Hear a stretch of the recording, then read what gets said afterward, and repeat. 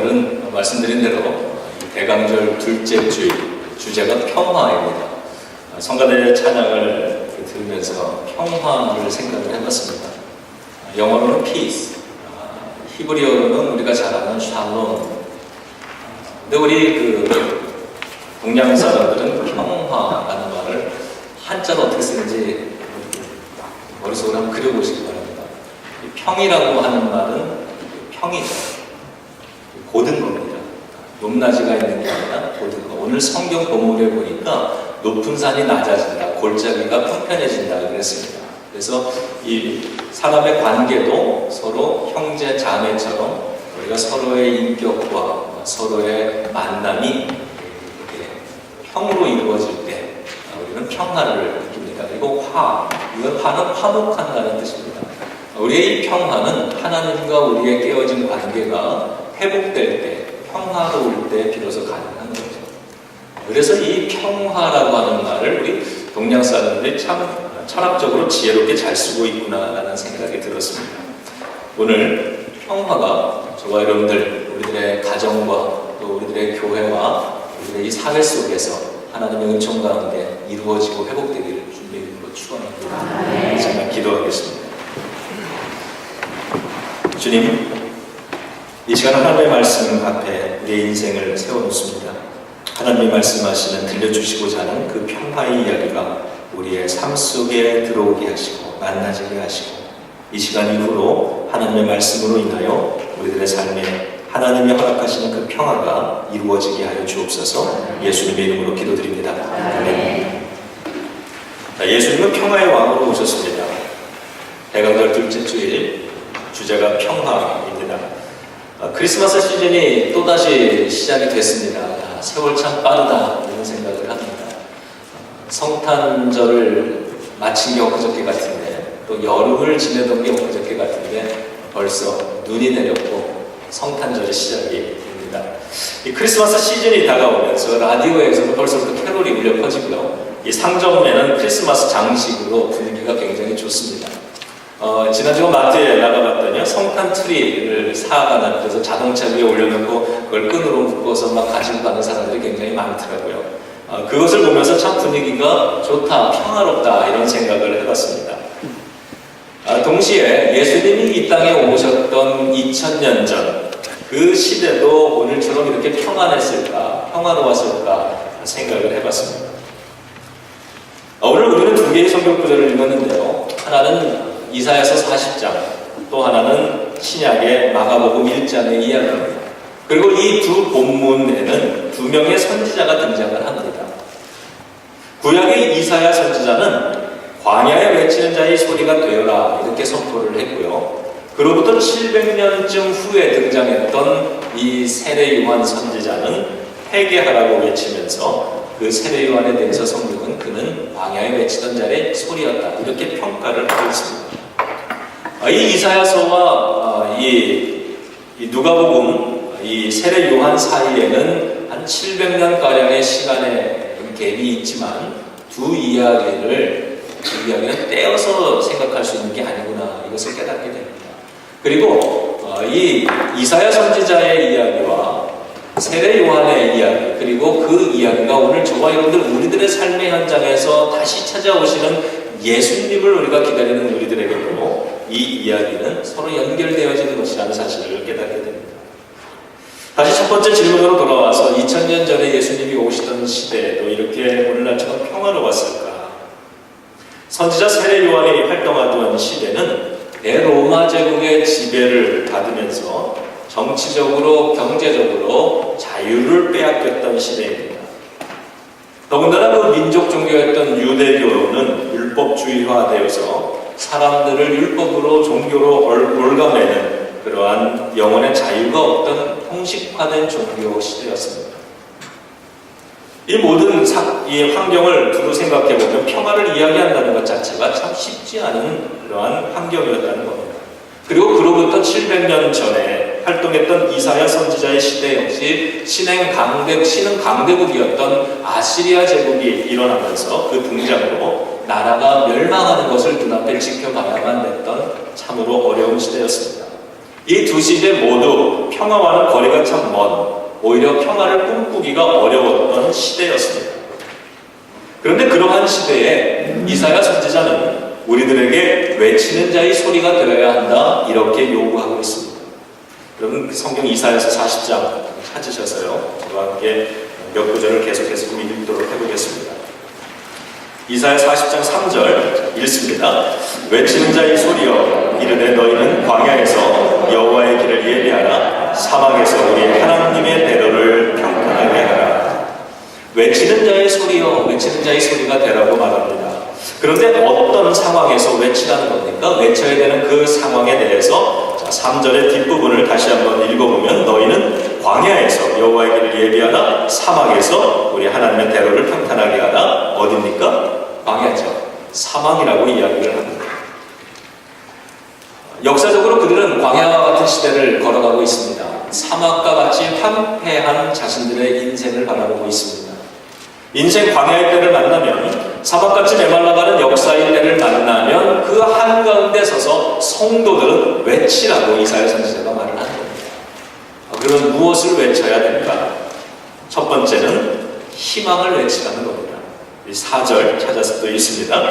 골짜기마다 어두워지며 산마다 언덕마다 낮아지며 고르지 아니한 곳이 평탄하게 되며 험한 곳이 평지가 될 것이요. 자, 광야의 골짜기가 평탄해진다, 모래 언덕이 낮아진다, 험한 곳이 평지가 된다, 이렇게 외치라는 겁니다. 현실은 골짜기지만, 굉장히 험한 곳이지만, 그러나 그곳에서 희망을 외치라는 것입니다. 여러분, 사막과 광야는 불평이 어울리는 자리입니다. 절망이 어울리는 자리입니다. 그런데 그러할수록 희망을 외치라고 말합니다. 이 말씀을 통해서 깨닫는 것이 있습니다. 희망을 가질 수 없는 형편이라서 절망하는 것이 아니라 희망이 연습되지 않은 마음이라서 우리는 절망하는 겁니다. 우리 옆에 분과 좀 이렇게 인사하시죠. 희망을 연습합시다. 희망을 연습합시다. 이사야 선지자는 절망이 어울리는 광야에서 희망을 소리칠 수 있는 성도가 되라고 말씀합니다. 다시 말하면 희망을 소근소근 되는 것 가지고는 기적이 일어날 수 없다는 것입니다. 희망을 옹알대는 것 가지고는 인생의 혁명이 일어날 수 없다는 겁니다. 예수님이 내 인생의 반전이 되게 하려면 우리는 외쳐야 합니다. 희망을 외쳐야 하는 것입니다. 목청 높여서 외쳐야 합니다. 여러분, 우리가 확신이 있어서 기도하는 게 아니라요, 기도하다가 보면 확신이 생기는 겁니다. 그래서 어려울수록 더 기도해야 되는 겁니다. 희망이 모든 환경이나 내 마음속에서 자연 발생적으로 생겨나서 희망을 말할 수 있는 게 아닌 겁니다. 희망을 그렇게 외칠 수 있는 게 아니라 이 절망의 순간에 희망을 외치다 보면 희망을 품는 용기가 생겨나는 것입니다. 여러분, 외치는데요, 신앙생활을 해봐도 그렇고 인생살을 해봐도 그렇지만 때로는 머리가 뽀개지는 느낌이 들 만큼 소리를 쳐야 될 때가 있습니다. 귀가 먹먹해질 만큼 그렇게 희망을 외쳐야 되고 그렇게 희망을 기도해야 될 때가 있는 겁니다. 오늘 이 산 골짜기, 사막의 모래 언덕, 이러한 것이 우리 앞에 놓여져 있고 그 한가운데 서 있는 것 같은 이스라엘의 참 암담한 현실이지만, 그 현실 속에서 외쳐라, 희망을 외쳐라. 그 외치는, 희망을 외치는 속에 우리는 참된 평화를 발견할 수 있게 되는 거예요. 두 번째 외침인데, 하나님의 말씀은 영원하다고 외치려는 겁니다. 오늘 너희들 외쳐라, 외치는데 무엇을 외쳐야 됩니까? 그랬더니 이렇게 말씀하시는 거예요. 자, 먼저 우리 6절 찾아봅니다. 자, 6절 읽습니다. 말하는 자의 소리여 이르되 외치라. 대답하되 내가 무엇이라 외치리이까 하니 이르되 모든 육체는 풀이요 그의 모든 아름다움은 들의 꽃과 같으니. 우리가 뭘 외쳐야 됩니까? 이렇게 물었더니 먼저 육체는 풀과 같고 그 아름다움은 들의 꽃과 같다, 이런 이야기로 시작을 하세요. 우리가 어려울 때만 외치는 것이 아니라 우리의 삶이, 인생이 아름답게 느껴질 때가 있죠. 그래서 우리의 인생이 한번 살아볼 만하게 여겨지고 자신만만해질 때 그때에도 잊지 말아야 할 외침이 있다는 겁니다. 우리의 인생이 정말 저렇게 파릇한 잎사귀 같고 저렇게 아름다운 꽃과 같이 느껴질 때 그때에도 우리는 기억하며 외쳐야 될 것이 있다. 그게 이제 7절에 나옵니다. 7절 있습니다. 풀은 마르고 꽃은 시들면 여호와의 기운이 그 위에 불리라. 이 백성은 실로 풀이로다. 풀과 꽃이 아무리 아름답다 하더라도 그 아름다움은요, 광야에 건조하고 뜨거운 이 바람이 불면 시들해버리는 것, 이거 잊지 말라는 겁니다.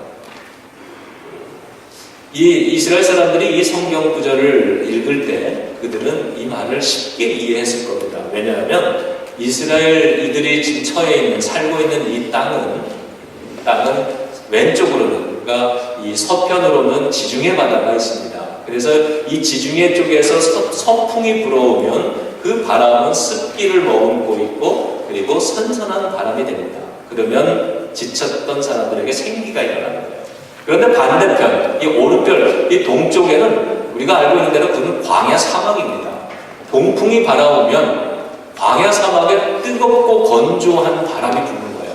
그 바람이 불기 시작하면 이런 파릇했던 잎사귀들이 시들시들해집니다. 꽃은 타버리는 겁니다. 그리고 사람들의 피부는 피부병이 생기는 거예요. 풀과 꽃만 그럴까? 아니라는 겁니다. 하나님의 바람이 우리의 삶 속에 불어지면 우리도 그와 같은 존재다. 우리도 하나님의 진노하심 앞에는 시들어버릴 수 없는 그러한 꽃과 풀과 같은 존재라고 하는 사실을 기억하려는 겁니다. 이게 현실이라는 거예요. 그러나 이 현실이 그렇지만 우리는 외쳐야 한다는 겁니다. 무엇을 외칠까? 8절을 읽습니다. 풀은 마르고 꽃은 시드나 우리 하나님의 말씀은 영원히 서리라 하라. 영원한 것이 뭐예요? 시드는 것은 뭐예요? 꽃, 우리들의 육체라고 하는 겁니다. 우리의 인생은 시드는 것이라는 거예요. 오늘은 밝게 피어있는 꽃이라서 이 꽃이 영원할 것 같은데 그렇지 않다는 겁니다. 우리 이거 많이 경험하지 않습니까? 뭐 젊을 때야 자신만만하지만 나이가 들어가면서 제일 먼저 사람이 충격을 받는 게 노안이 올 때입니다. 어느 날 갑자기 눈이 보이지 않는 거예요. 이제는요, 약병에 있는 글씨는 왜 이렇게 깨알같이 작은지, 안경을 벗어도 안 보이고 안경을 써도 안 보이고, 이건 도대체 어떻게 뭘 알아야 약을 먹죠. 이거 돋보기를 안 쓰면 안 되는 거예요. 이게 처음엔 충격이지만 시간이 지나고 나니까 자연스러워요. 이제 당연한 거예요. 우리 어르신들 말씀 들어보니까 이제 몸이 여기저기 아픈 게 생기고 처음에는 막 걱정하는데 이게 어느 정도 되면은 이거 내 인생의 동반자구나 이렇게 생각하신대요. 그래서 그냥 친구처럼 내 인생 죽는 날까지 끝까지 그냥 인정하고 같이 가야 되는 거예요. 이게 아픔이라는 거예요. 육체의 아픔. 성경도 우리 육체에 대해서 겉사람은 후패해져 가는 것이다. 질그릇 같아서 시간이 지나가면 금도 나고 이빨도 나가는 그러한 질그릇 같은 것이다. 이렇게 얘기를 합니다. 우리 인생은 시들시들해지는 것이지만 그러나 이것 기억하려는 거예요. 하나님의 말씀은 영원한 것이다. 여러분 그렇기 때문에요. 우리가 희망을 가질 수 있는 것, 소망해야 되는 것, 우리가 평화를 얻는 것은 시들어질 수밖에 없는 내 육체에서 찾아질 수 있는 게 아니라는 겁니다. 내 여건에서, 내 환경에서, 내 인생에서 찾아지는 것이 아닙니다. 우리 인생은 시드는 것이지만 하나님의 말씀은 영원한 것이기 때문에 우리의 희망은, 우리의 평화는 어디로부터 얻을 수 있다? 하나님의 말씀으로부터만 얻을 수 있는 거예요. 내 인생에서, 내 삶의 육체에서 우리가 이 희망을 찾는다라고 한다면 분명히 실망할 때가 옵니다. 한계를 느끼고 좌절할 때가 오는 거예요. 그리고 염려할 때가 오는 겁니다.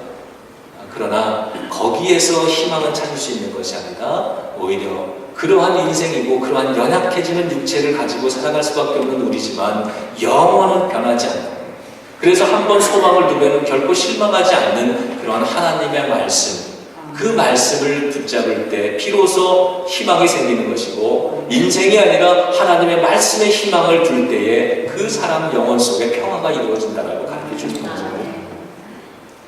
여러분 8절 다시 한번 읽겠습니다. 시작. 푸른 마르고 꽃은 시드나 우리 하나님의 말씀은 영원히 서리라.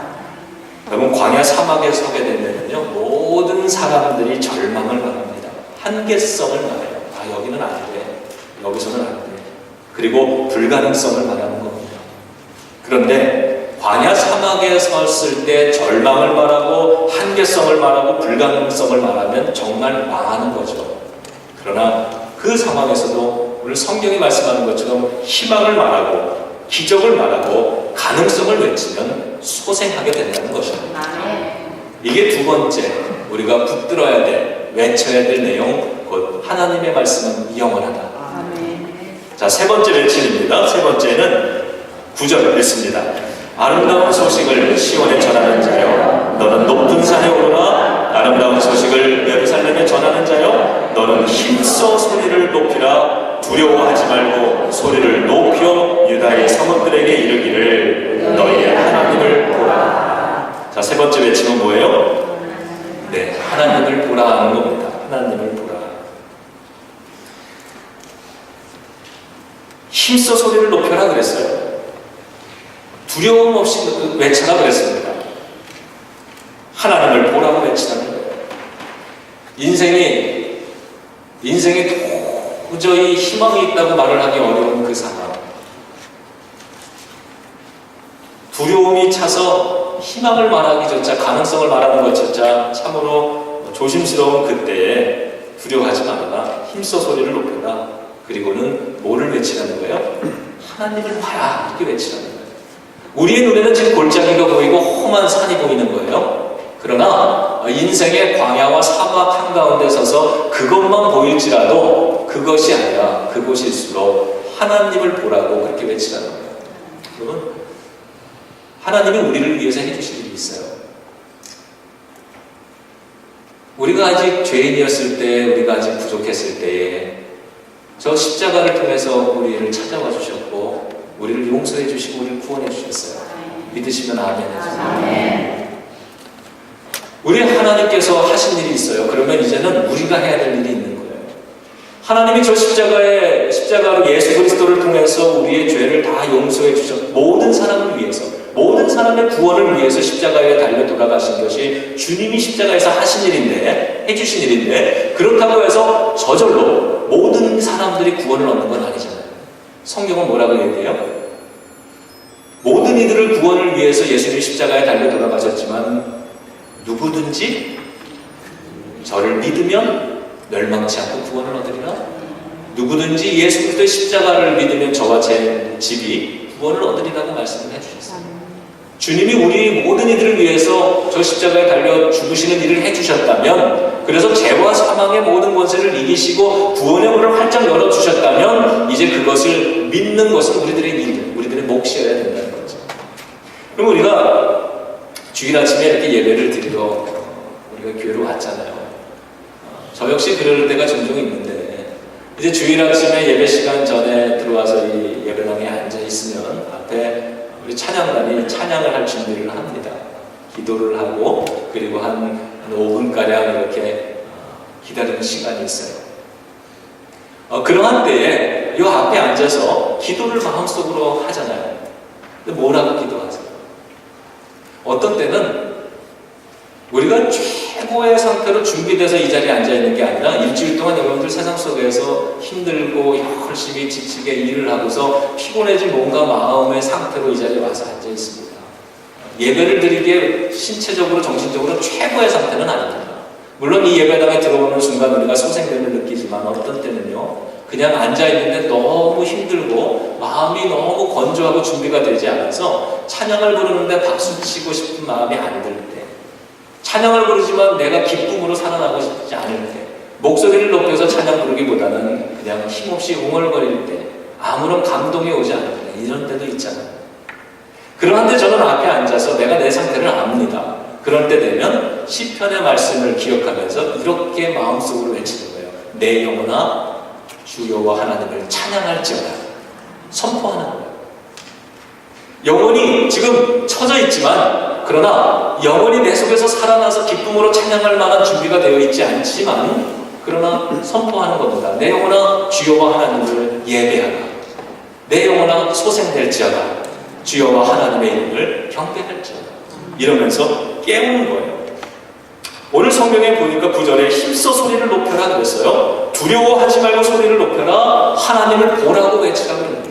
여러분, 우리를 이곳까지 인도해 주신 성령님의 이끌어 주신 은혜가 있다면 오늘 이 예배가 끝나기 전에 내가 다시 살아나고 하나님의 희망과 평화로 내가 사로잡히고 그렇게 하늘의 능력으로서 이기는 자 되어서 이 성전을 나가기 위해서는 우리는 외쳐야 되는 것입니다. 우리가 해야 할 일이 있는 거예요.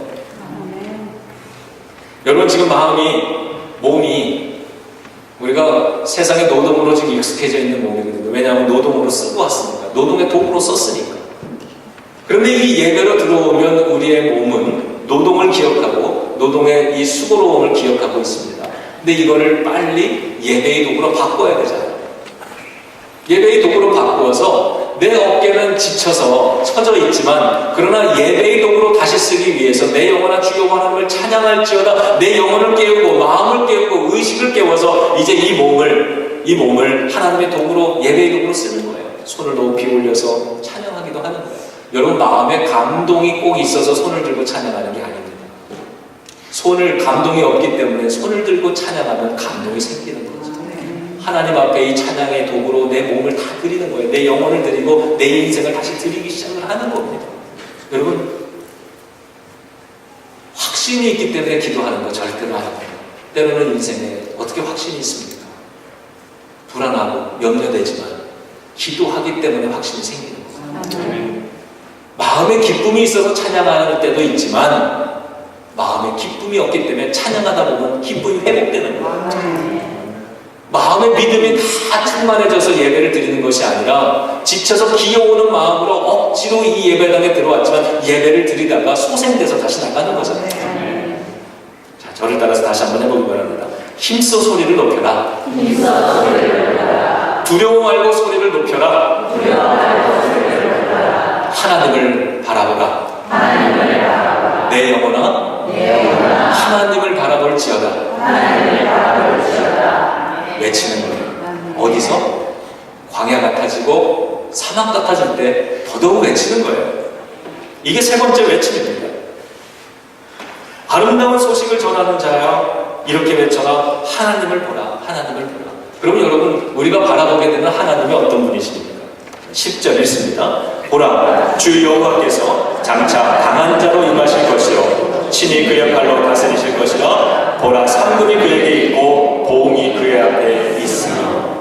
우리가 바라보는 그 하나님은 어떤 하나님이세요? 강한 자로 찾아와 주시는 하나님이시다. 오늘 아시리아가 강하고 로마 제국이 강한 것 같지만 그 속에서 우리의 인생이 광야 같아지고 사막 같아지지만 내 인생의 현실이 때로는 그렇게 제국 같고 광야같이 나를 만들고 사막같이 황폐하게 만들어질지라도 이곳에서 나를 찾아와 주시는 하나님은 어떤 하나님? 강한 자로 찾아오신다. 저 제국들보다 더 강하다. 오늘 내가 만나고 있는 이 문제보다 하나님은 더 강한 힘으로 다가온다는 겁니다. 믿습니까? 소망하십니까?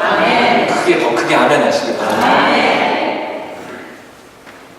자주 드리는 말씀이지만 소년 다윗이 어떻게 거대한 골리앗을 이깁니까? 상대가 아니죠. 골리앗 같은 문제를 만나면 다윗이 골리앗을 이기기 위해서 그가 할 수 있었던 일이 딱 한 가지입니다. 뭐라 그랬어요? 골리앗의 크기보다 자신의 믿음의 크기를 더 크게 키우는 수밖에 없는 거예요. 그래서 만군의 하나님 여호와의 이름으로 나에게 나가라 이러면서 믿음으로 돌을 던져서 이기는 거 아닙니까? 우리의 인생의 문제가 정말 이 땅에서 우리가 살아가면서 인생의 문제가 산들같이 이렇게 크게 다가온다면 우리가 이걸 이길 수 있는 방법은 하나밖에 없는 거예요. 우리가 믿는 하나님, 그 하나님을 향한 나의 믿음의 크기를 더 크게 만드는 거예요. 그러면 희망을 외칠 수 있고요.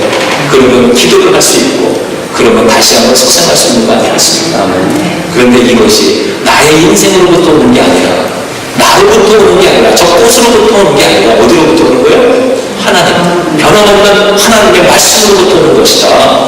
그 하나님, 말씀을 통해서 우리가 만나는 하나님은 강한 자로 찾아와 주시는 하나님입니다. 여러분, 우리의 하나님이 여러분이 만나고 있는 문제보다 결코 작지 않을 수 있습니다. 나를 힘들게 만들고 나를 방해같이 만드는 내 인생의 어떠한 장애물보다 하나님은 결코 작지 않습니다. 그 강한 자를 찾아와 주시는 하나님을 바라보는 거예요. 그 하나님이 오셔서 어떻게 합니까? 그 팔로 다스려 주신다라고 얘기를 합니다. 우리를 다스리는 게 로마 제국이 아니라는 거죠. 아시리아 제국이 아니라는 거죠. 그들의 군사력이 아니라는 겁니다. 오늘 나를 다스리고 있는 것, 사람마귀 권세는 우리를 다스리고 싶어 합니다. 우리를 좌지우지하고 싶어요. 그래서 성경에 보면 죄가 왕노릇하려고 한다라고 얘기합니다. 끊임없이 우리를 왕노릇하려고 합니다. 광야 사막길로 인도하고 거기서 좌절하도록 만듭니다. 불평하게 만듭니다. 하나님의 이름을 외치기보다는 절망을 외치게 만듭니다. 그렇게 우리를 조종하기 원하는데 저와 여러분 우리 성도들은 어떻게 하는 거예요? 큰 소리로 하나님의 변함없는 그 말씀, 하나님의 위대하심을 선포해서 내가 너의 조종을 받지 않겠다고, 악한 것에 지배를 받지 않겠다고 거절하라는 겁니다. 거부하라는 겁니다. 저항하라는 겁니다. 싸우라는 겁니다. 이 광야에 서게 되면 누구나 자연스럽게 절망할 수밖에 없지만 우리 성도들은 하나님이 계시니까 저항하라는 거예요. 거부하라는 겁니다. 그 대신에 희망을 이야기하라는 거예요. 저 오름산, 저 오름산이가 위험한 것이 다 평지가 될 것이라고 외치라는 겁니다. 저 사람의 노력, 여기 다 평지가 될 것이라고 그렇게 선포하라는 겁니다. 그리고 저 이 환경이, 이 문제가 나를 지배하는 것이 절대로 아니라 하나님이 그 팔로 나를 다스리신다고, 하나님이 나의 왕이 되시고 하나님이 나를 인도하실 거라고 그렇게 선포하는 겁니다. 그리고 세 번째로 뭐라 그랬어요? 그 하나님이 찾아오셔서 상급으로 나를 보호해 주신다. 그래서 이 시편 기자가 그렇게 찬양하는 거 아니에요? 원수의 목전에서 내게 상을 베풀어주세요. 잔치상 베풀어주세요. 그랬던 거죠. 하나님, 저 원수 앞에서, 저 사막과 광야 앞에서 하나님 나에게 상급을 내려주세요. 나의 인생에 보호를 내려주세요. 여러분, 사막에서는 사막을 말하지 말아야 합니다. 우리 성도들은요, 사막에 서서 사막을 말하는 사람 아니고 광야에 섰을 때 광야 말하는 사람이 아닌 거예요. 고난 앞에 섰을 때 고난을 말하는 사람이 아닌 것입니다. 대신에 우리는 하나님이 말하는 사람이에요.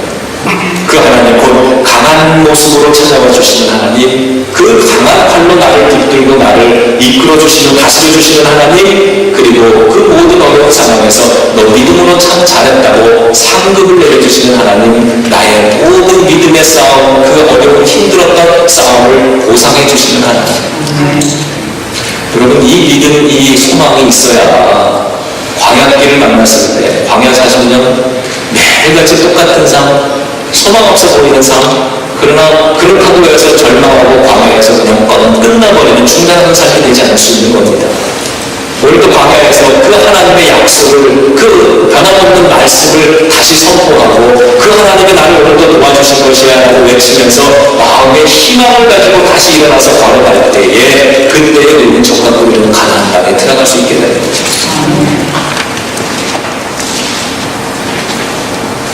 우리가 외쳐야 하는 하나님의 이름은 바로 그러한 하나님입니다. 바로 그 하나님이 여러분 강한 자를 찾아와 주시고 친히 그 발로 다스려 주시고 우리에게 상급과 보호를 내려주시는 그 하나님을 우리가 바라보는데, 바라볼 때에 그 하나님이 우리에게 찾아오셔서 어떤 하나님이 되어주시는가? 자, 11절 있습니다. 자, 시작. 그는 목자같이 양떼를 먹이시며 어린 양을 그 팔로 품에 안으시며 젖먹이는 암컷들을 온순히 인도하시리라. 아멘. 그 하나님이 찾아오셔서 양떼를 인도하는 목자와 같이 우리의 인생길을 인도해 주신다는 거예요. 광야 40년 동안 동행해 주시고요, 우리 2인 40년 동안 우리에게 인도해 주시는 겁니다. 그래서 우리로 하여금 광야에서 끝나버리는 인생 되는 것이 아니라 우리로 하여금 하나님의 약속한 그 축복의 땅에 들어갈 수 있게 해주신다는 것이죠. 저는 이 말씀이 너무 좋습니다. 목자와 같이 우리의 삶을 인도하십니다. 그래서요, 바로 지금 이야기했던 이 세 가지, 이 세 가지를 우리가 통해서 우리의 목자가 되어주시는 예수 그리스도 하나님을 만날 때, 그분과 동행할 때 우리는 악을 물자 빈들을 다닐지라도 해바람을 두려워하지 않을 것은 주께서 나와 함께 하시기 때문입니다. 우리가 걸어가는 길이 사망의 음침한 골짜기 일지라도 목자가 인도해 주면 그러면 그 속에서 두려움이 아니라 평안을 누릴 수 있는 것입니다. 여러분, 평안은 우리의 찬란하게 피어나는 우리의 인생의 꽃의 시기로부터 오는 것이 아니라 하나님으로부터만 오는 겁니다. 우리의 인생의 잘됨을 통해서, 성공을 통해서, 평안을 통해서 평안을 얻는 것은 시들어지는 제한적인 평안이지만, 그러나 변하지 않는 하나님의 목자 되시기 때문에 우리가 얻어지는 평안이라고 한다면 이것은 사라지는 것도 아니고 신방되어지는 것도 아님을 믿습니다. 예수님의 제자들이 배를 타고 갈릴리 바다 한가운데 떠 있는데 풍랑이 일기 시작했어요. 배가 이리저리 흔들립니다. 때로 우리 인생 살다 보면 인생이 그와 같이 위태롭게 흔들릴 때가 많습니다. 그런데 그때에 예수님은 잠들어 계시더라고요. 예수님이 나와 함께 하시면 참된 평화가 있으면 잠을 잘 수 있는 거죠. 물론 어떤 잠은 게으름의 잠일 수도 있지만, 그러나 주님이 나와 함께 하신다는 이 믿음으로 얻어지는 평안하면 우리는 평안함을 구할 수 있는 거죠. 하나님 사랑하는 자에게 뭘 주세요? 잠을 주세요. 마음이 평안하지 않을 때는요, 잠이 오지 않습니다. 아무리 우리가 따뜻한 이불을 덮어도 잠이 오지 않습니다. 그래서 잠은, 좋은 침대는 우리가 돈 주고 살 수 있지만 잠은 오직 믿음으로부터만, 마음의 평안으로부터만 얻어지는 거죠. 주님이 우리의 목자이십니다. 여러분, 찬송 하나 좀 불렀으면 좋겠어요. 323장.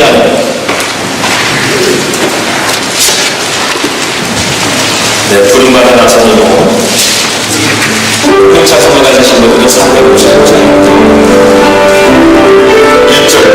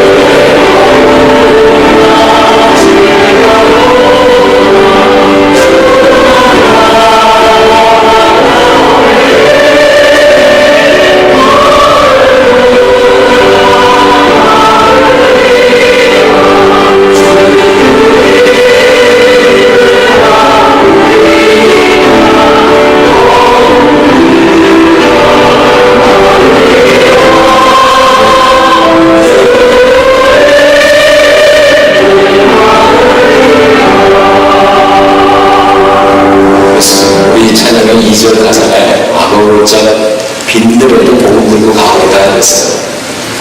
우리가 예수님의 우리의 목자가 되어주시면 내가 사망의 음침한 골짜기를 다닐지라도 해바람을 두려워하지 않는 여러분, 이것이 바로 참된 평화인 것입니다.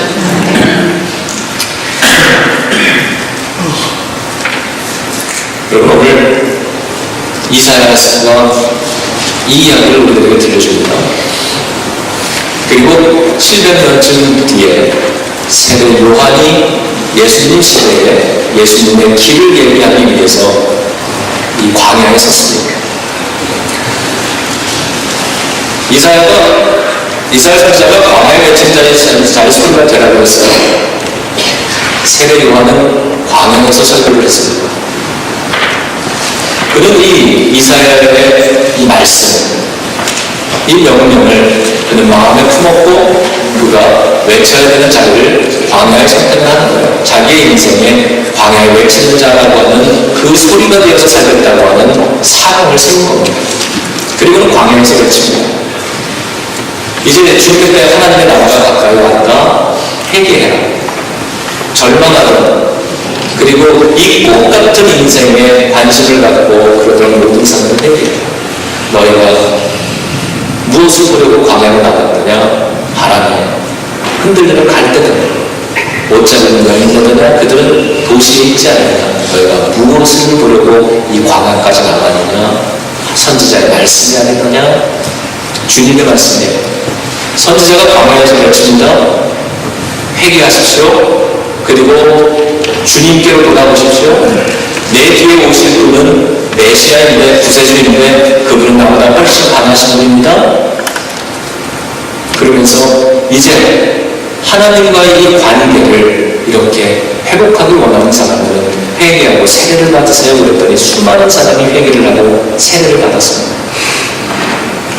그 세례를 요한은 나는 예비하는 사람이다 얘기를 했습니다. 이사야가 했던 이야기입니다. 예비하는 자가 되라. 평탄한 길을 예비해라. 근데 이 세례 요한은 자기가 예비하는 것은 곧 내게 오실 예수 그리스도 그분을 준비하는 것이다 이야기를 했습니다. 다시 말하면 우리의 삶에 강한 자로 찾아와 주시는 그 하나님, 그의 능력의 팔로 우리를 붙들어 주시고 우리를 다스려 주시는 그 하나님의 은혜, 그렇게 우리의 삶에 보상을 해주시고 우리의 삶에 상을 베풀어 주시고 우리의 목자가 되어주시는 그 하나님의 은혜를 우리가 광야 같은 인생길에서 선포하고 외쳐야 되는 것인데, 그러면 그 찾아와 주시는 하나님, 그 은혜가 세례 요한을 통해서 우리는 예수 그리스도를 말씀하는 것인가 깨닫게 되는 거죠.